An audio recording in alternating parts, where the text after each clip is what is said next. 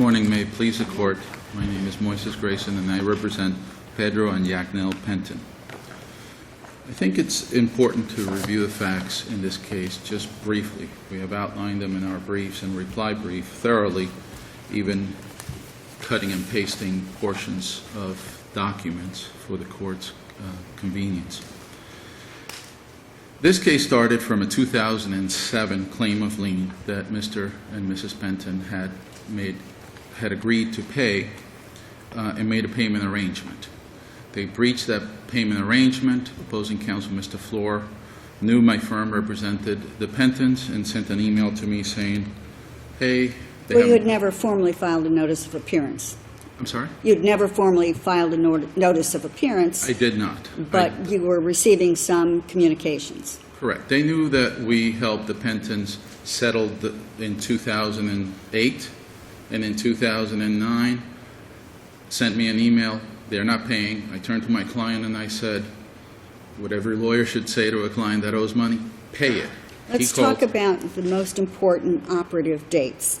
And I guess that would be when the Pentons filed their change of address or notified the association that they had a change of address and the address that they were to be served on. My records indicate that was July 9th of 2009. Is that correct? Well, before that, they were sending checks bearing correct addresses. No, but the actual official notice to the association was July 9th, 2009, correct? July 6, 2009, and the association's counsel was receiving return envelopes. They have a July 6, 2009 return envelope to their office saying this is the wrong address. Can't forward, can't do anything with it. So approximately July 6th or July 9th of 2009, I mean, there's no question that at least by July 9th, 2009, the association is put on notice as to the new address that the Pentons wish to be served at. It's undisputable that by that time they received a letter from Mr. Penton saying... And when was summary judgment issued? Summary judgment issued on October 8, 2010. That was when the notice of hearing and motion for summary judgment was sent to their incorrect address, and then the affidavits in support of the summary judgment and the judgment all went to the wrong address. There was.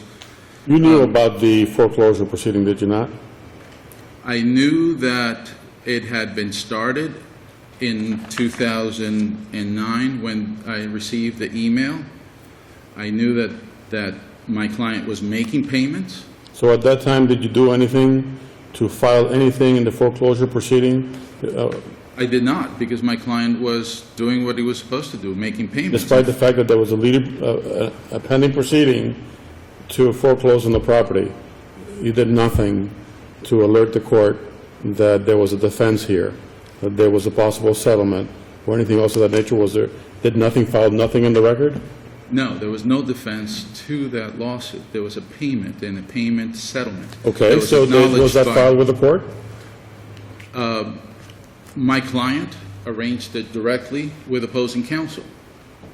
So, in other words, nothing was, no notice was filed with the court, no defense, no settlement agreement, nothing that would indicate in the court record that something was happening in this case that should prevent foreclosure.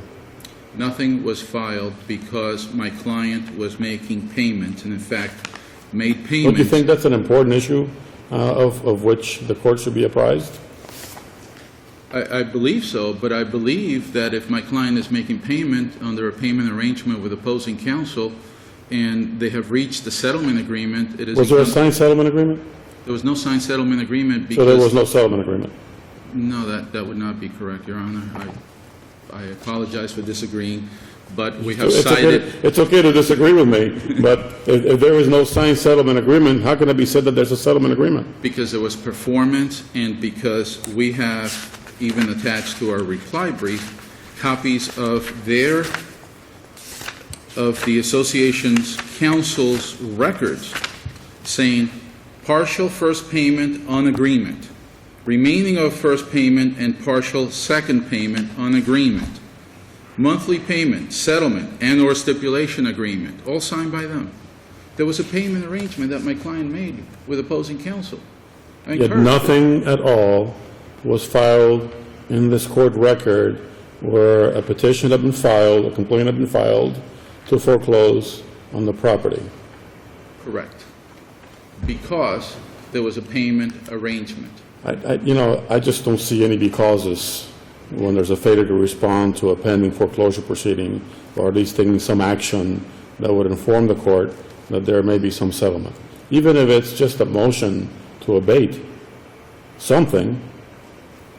Judge, I had no idea that they even proceeded with the motion for default under this very court's ruling on the Gables Club Marina versus Gables Condominium in 2007, when counsel knows That was a very different case. I wrote that opinion, and that had to do with seeking a default judgment and not advising the other side that they were seeking a default judgment. That's correct. I would hope so, since I wrote That is it. correct. But here, they didn't advise me that they were seeking a default final judgment or that they were moving forward for summary judgment. In fact, in In that particular case, what happened is counsel then went in after the default judgment was procured. They went into the trial court and they said, you shouldn't have entered a default judgment because we weren't on notice that a default judgment was being sought. if Your Honor recalls, that was my case, yes. Well, but the default was granted, the motion for default was granted Right. on June 16, 2009, which predates the notice of change address. That's okay. That's okay So that you're not they were disputing defaulted. the default. It's what occurred It's subsequent to the default. We're saying, look, fine, you default them, fine. But in September 3, 2009, and in December 29, 2009, the association's counsel wrote to Mr. and Mrs. Penton at their correct address. And then... You're re-arguing everything. Unfortunately for you, our standard here is gross abuse of discretion. Tell me how Judge Bagley committed gross abuse of discretion in this case. Because under the Taylor versus Taylor case, the last known address is the address that you know of. That's re-arguing the case. You had that argument before the trial judge, correct? Correct. You lost. Yes, we did. Do you get de novo review now? No, but I believe it is an abuse of discretion, It's a gross abuse of gross discretion. abuse of discretion, if to rule that even though the association's counsel actually had notice of the address, and they wrote to my client at their correct address, to then start sending all the pleadings to the wrong address. There's no notice. And my client was deprived of his right of redemption. There should have been notice of the unliquidated damages of attorney's fees that were granted. There should have been a hearing and notice on that. They just sent everything to the wrong address. Would you like to reserve? Yes, I would. All right, you have 2 minutes remaining. Yes, thank you.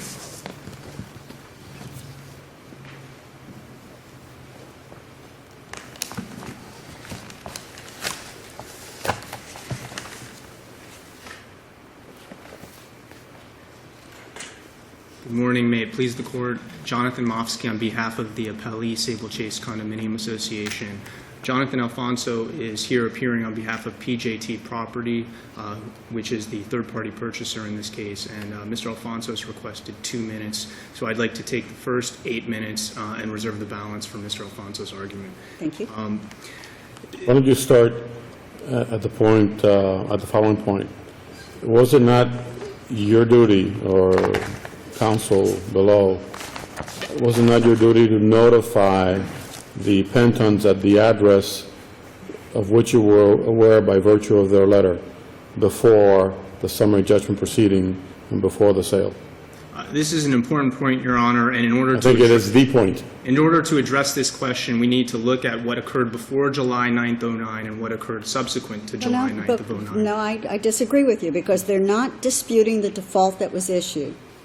And we're not getting into what occurred before the July 9th date. But once the association is clearly put on notice that the Pentons have a change of address and they provide that address to you in writing, and then you communicate with them at that address, and they send you checks with that address on it, how in the world can the association then send all of the subsequent notices that are critical in this case, the motion for summary judgment, the sale, everything that follows thereafter, is all sent to the obviously incorrect address? Tell me how, Your Honor, that's not a gross abuse of discretion. Your Honor, first, admittedly, there was a stipulation agreement between the parties that performance was made, and in the record... Let's not talk yet about the stipulation. Well, Let's talk about the notices I'd due process. like to, because the stipulation agreement actually addresses notice specifically, Your Honor. Okay. And in paragraph 6 of that stipulation agreement, and Dated what date? And, Your Honor, the stipulation agreement with a cover letter was sent, and it's reflected in the record on page 114, The date? June 3rd, 2009, over a month prior to the July 9th, 2009 letter. And on page 115 of the stipulation Why agreement... is a June 3rd letter at all relevant to what notice was given after July 9th, when you're told in writing, this is our current address, please do not send anything to the old address, only send it to the new address? What's relevant in this case, Your Honor, is paragraph 6 of the stipulation agreement, which specifically states that upon breach by the defendant of the payment terms therein in the agreement, that the plaintiff is entitled to judgment without notice. They were not entitled to notice, and paragraph 6 expressly states that. Was that signed? Was that a signed agreement? Your Honor, it is not a signed agreement. I'm going to ask you the same question that I asked opposing counsel. Then it's not an agreement. Your Honor, the agreement, they made payment, the record page 144 is a $1,500 payment.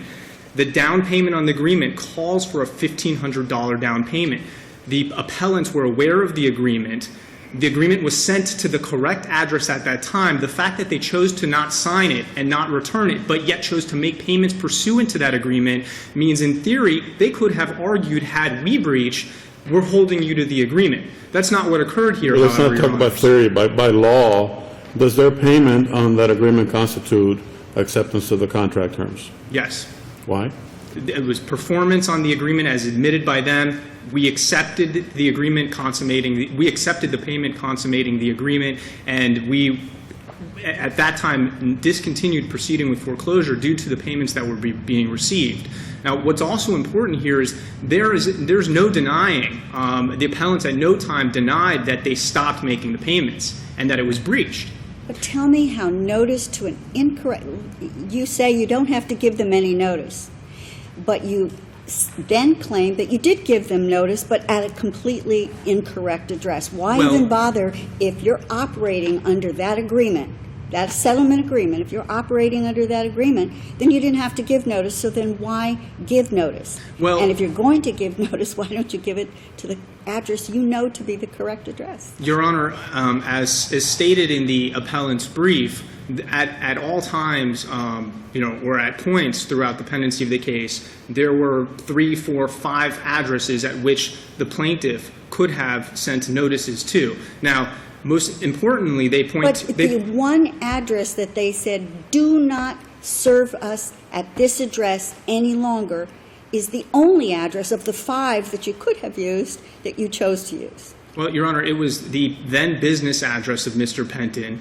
They But if knew... you're going to foreclose on a residence, an apartment, shouldn't you be serving at a normal place of abode rather than a business address for which the Pentons say, do not service at this address? And obviously they did that for a reason, because they're either not always available at that business address or are concerned that they may not get the notice at that address.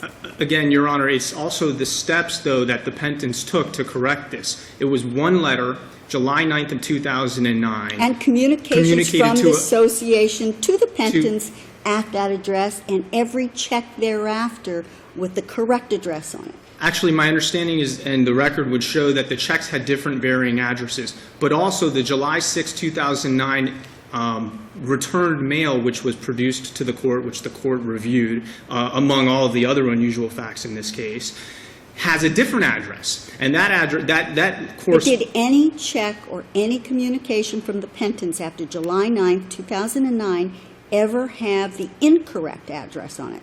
The address you chose to serve them at? No correspondence subsequent to that from the, well, Your Honor, we didn't receive any notices in the case or filings in the case, and we were never advised other than through The answer is no. correspondence. The answer is no, but we received one letter July 9th of 09 addressed to a paralegal at the firm for the plaintiff. Now, subsequent to that, the only other correspondence received addressing the address issue was subsequent to entry of the final judgment dated December 8th. But you communicated with the Pentons at that address they provided to you on July 9th.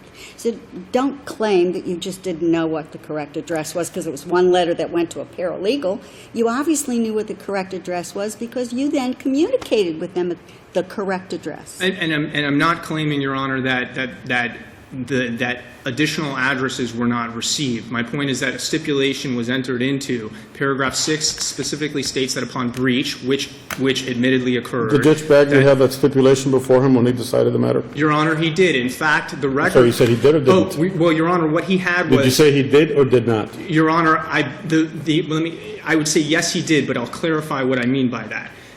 All of these documents, or many of these documents, I would say, were produced by myself in response to a request for production filed by the appellants. They filed this, and there's a notice of filing in the record, filed in support of their evidentiary hearing all of these documents. The only stipulation agreement in the record during the pendency of this case is the stipulation agreement where in paragraph 6, upon breach, which they admitted, the plaintiff is entitled to judgment without notice. But there are many other... In light of such an agreement, that the plaintiff is entitled to judgment without notice, is that obviated by the fact that you send notice to the wrong address? No, Your Honor, it's not. In fact, if to say that it were obviated, then we could also say that because we gave Mr. Grayson notice prior, then because we didn't give him notice later, we cannot proceed and didn't thoroughly notice him. Now, we noticed him as a courtesy, and that email specifically says, it was an invitation to make a formal appearance in the case, which he chose to not do.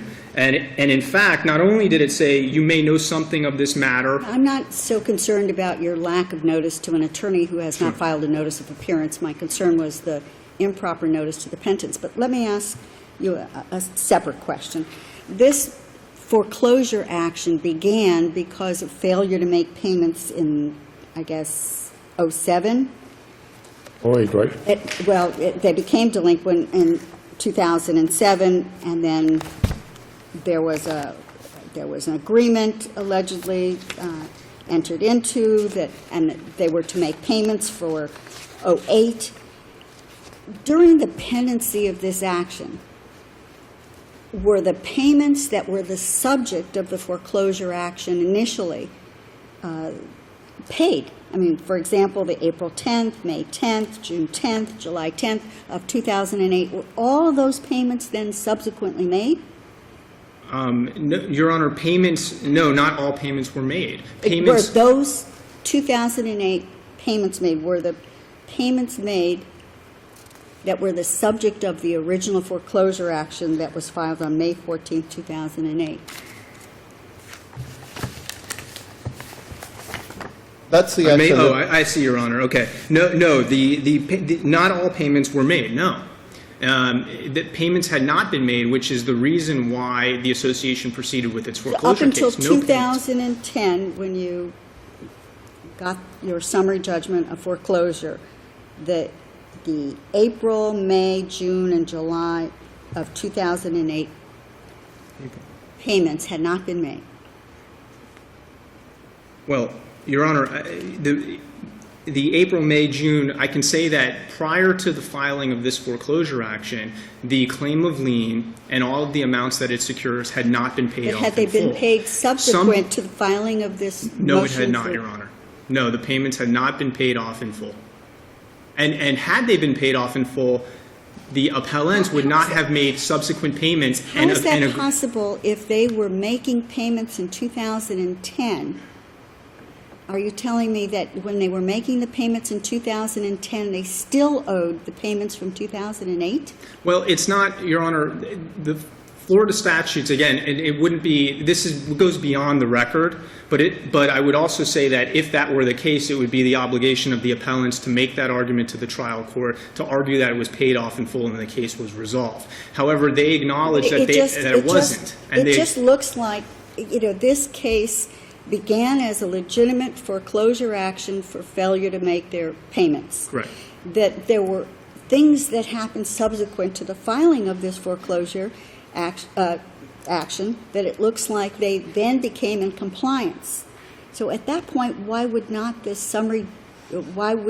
foreclosure action had been dismissed, and then if they became delinquent again, you file a new action, rather than keeping something going for 2-3 years just to see if they're ever going to become delinquent on a payment? It doesn't make sense. Your Honor, at all times they were delinquent. The claim of lien for unpaid assessments pursuant to Florida Statute 718-116 secures not only the unpaid assessments that predate the claim of lien, but all subsequent assessments which accrue thereafter, but also secures all of the attorney's fees and costs, all of the interest, and all of the late charges. So we're talking about not just unpaid assessments, but many other charges. Now, with a payment plan, a portion of that goes to the current monthly assessments which come due, and a portion of that goes to the arrears. The only stipulation agreement payment plan in this court record is, as I mentioned, it's reflected in page 115 of the record. And nowhere does it divest the court of jurisdiction, and nowhere did the payment plan settle the case requiring a dismissal. In fact, Mr. Grayson and the appellants specifically point out that the only reason why that an appearance was not made, and this is stated in their motion to vacate, was because Mr. Penton told him he had entered into a payment plan. But was he given a notice of dismissal? Again, this is all, we're redoing the hearing on the motion to vacate the judgment. What we have here is very simple. You have a lawsuit that was filed that they chose not to answer, that they chose not to hire counsel for, that the trial judge specifically found that they did not exercise diligence, and that's what we're dealing with. And now we have to decide whether the trial judge committed gross abuse of discretion in his determination. That's what I'm here for, at least. I'm not here to rehear the entire case. I agree, Your Honors, and my point exactly is that it was not a So since I'm here for the same thing, did Judge Bagley commit a gross abuse of discretion in denying their motion? No, Judge Bagley. Why not? Judge Bagley did not. Judge Bagley did not commit a gross abuse of discretion because, number one, their argument that the Pentons were not properly served because of defective service. There was an obligation to prove that clear and convincing evidence. Just one last time, did Judge Bagley have before him that agreement that said that there was no further notice was required? It was filed by the Pentons, Your Honor, for purposes of the evidentiary hearing. The notice of filing specifically says, by and through undersigned counsel hereby gives notice of filing documents produced by plaintiff in response to defendant's request to produce documents at evidentiary hearing. This was all of record. Right, and Judge Bagley had before him a complaint for which there was no answer and for which there was no notice of appearance. Yes. Judge Bagley did have that. And Judge Bagley, after conducting a 35-minute evidentiary hearing, made a decision after considering all of the facts and specifically stating he considered all of the exhibits, as well as all of the arguments, as well as all of the case law, denied the motion in all respects. And I would request that this Court affirm Judge Bagley's order. Thank you. Thank you, Your Honors. I've let you go over the time, but I will give you your 2 minutes. May it please the Court, Jonathan Alfonso.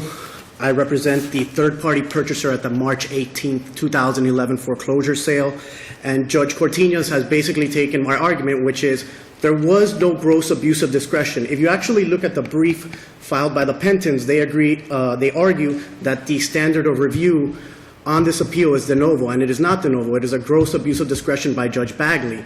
And when you look at the facts of this case, there was a settlement agreement entered into in 2008 between the parties. The Pentons failed to fully execute and comply with that agreement and make all the required payments. As Your Honors are very well... The Pentons argued in their brief that that agreement was in place and that it was in fact an agreement between the parties, correct? Their argument is that there was... Yes, Your Honor. The one that's not signed, they're arguing that it's an agreement between the parties. Yes, Your Honor. And Your Honor is faced with the same dilemma that I was faced because I represent the third-party purchaser. What Your Honor has to understand is I come in after the judgment is entered, and the only documents available to me are the court file, which, as Judge Cortinas has addressed, had they filed a notice of appearance, had they filed any documents whatsoever, my client would be on notice that there was some sort of issue between the parties with regards to payment. Now, if Your Honor looks at the record, pages 73 through 1,000, I apologize, Your Honor, 158, you will notice there's plenty of check stubs, etc., but you will not find 4 complete payments complying with the settlement agreement that is contained therein. My understanding was Mr. Mosky's office was generous enough to offer them a payment plan, and they had 4 payments to make. Those payments, I believe, were in the amounts of $1,500. They did not make all 4 payments. Now, as Your Honor has noted, there was payments being made from January through June of 2010. Those payments were $170.10. Those were just the monthly assessments that were accruing, but the Pentons never fully complied with the settlement agreement if we are going to assume that the settlement agreement was in place. So while they were making the 2010 payments, they still owed the payments from 2008? That is my position, yes, Your Honor. That's what I believe from my review of the records, because there is no evidence that they fully complied with the agreement and made the payments, and they are not reflected in the record. And these are the documents produced by Mr. Mosky's office, which were filed by the Pentons in the lower court proceedings. I would personally appear at that hearing. I reviewed those arguments, and I argued on behalf of my client, who was the innocent purchaser at the sale. Your Honor has to understand that my client purchases at the sale. My client then subsequently needed to divest itself of this interest, transferred it to another party, who then sold it to a bona fide purchaser. At this point, Judge Bagley was faced with $7,800. Your Honor, it was actually $14,100. $14,100. But, Your Honor, also calculating into that value, you have to understand there was a first mortgage on the property. And all this is nice and well, but it has nothing to do whether Judge Bagley committed gross abuse of discretion. Right. Well, my argument is he did not commit gross abuse of discretion, factoring in everything I have just presented to the court. Thank you very much. Thank you very much, Your Honor. And in rebuttal, I'll give you 2 minutes, but no longer. Thank you. Couple of points. Bagley did not have the stipulation when he ruled originally on the final judgment of foreclosure. He was not told by... So what? Doesn't matter. The difference with this case, as opposed to a tax lien case, when there's a deficiency in a tax lien case that the county sends out, and they send it out to the wrong address, and they've got the right address, we deal with these issues and we consider them. This is an entirely different case. Here is a foreclosure action, a legal action filed against your clients for which there is no answer and no notice of appearance. There's continued discussion with counsel. There's a supposed settlement agreement, signed or unsigned. What do you do when the trial court specifically found a lack of diligence on the part of your clients? In the record before us, we have no complaint and no notice of appearance. How are we to find gross abuse of discretion? Because I believe that the court below grossly abused his discretion in that no notice was given to the Pentons of any of the proceedings after You they had told... notice of a complaint for which there was no answer and no notice of appearance. Correct, but it's no different if there's an attorney on the other side or the Pentons on the other side actually making payments, the payments that are due, and they actually sent a letter. It makes a huge difference if the Pentons are consulting with an attorney, and the attorney knows the nature of litigation, the nature of a foreclosure complaint, and they choose not to file an answer or a notice, or even a notice that there's a settlement, whether signed or unsigned, or anything at all. Forgive me, I don't mean this is a personal attack, I truly don't. No, that's but I have a hard time getting around that. I have a terrible time getting around that issue. You have to have done something below to show diligence. Let me explain to the court. My client owed the money. My client told me, don't do anything, I'll pay it. I'll call them and I'll make arrangements to pay it. He did. He made the payment. In fact, he sent them a letter on July 9th saying, I'm not familiar with this settlement payment that they talked about. However, in good faith, I'm making the payment requested. He kept on making Look, payments. I and in fact- understand that they probably wanted to save money and not pay your fees, and I'm not going to ask you whether or not you advise them that they should file something, because that would intrude into the attorney-client privilege. But something should have been done. Something should have been filed in the proceeding below to at least notify the court that, hey, we're trying to do something about paying this mortgage. The abuse, the gross abuse of discretion is in that Penton did not receive any notice after they corresponded with him at the correct He address. waived notice.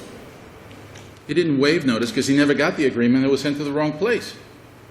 He made the payments. But he made the payment on the He agreement. had to have gotten the agreement, because if not, he's making a payment based on error messages. No. He spoke with them several times. They're in constant communication. That's Oh, how he so- knew the paralegal's name. He was constant communication, emails. They're all attached to my reply brief. Copies of the checks, 1,500, 825, 996.76. These are odd numbers. And you're not involved in all, during the payment of these No. checks? No, he told me he reached the settlement directly with the And association you told them it's counsel. okay, to reach the settlement by airwaves? Not by airways. Your Because Honor. that's the way things are The done last in time I this spoke profession. with him was when I received the email from the association's counsel. He told me he would take care of it, and he would pay it and make arrangements, and he did. And he made not $175 payments, but in my reply brief, are copies of the checks that are in the court file. He made all those payments. They just kept it open to make sure he continued to make payments that were due in the future. And Okay, so in summary, in summary, or in conclusion, actually, in conclusion, we believe that the trial court below grossly abused its discretion because the association, in fact, had notice of the correct address to Penton.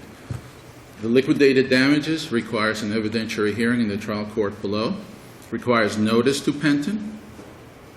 There was unliquidated damages in the attorney's fees that were assessed against Mr. Penton, and absolutely no notice. He was deprived of his right of redemption. We're not saying he doesn't owe the money. We're not saying that the default was wrong. Give him the default. But from then on, after they had notice of his correct address, it's an abuse of discretion to say, you don't have to give notice. You can send it to the wrong address, even though we're getting the envelopes back that says bad address. Thank you, Your Honor. thank you very much. And finally,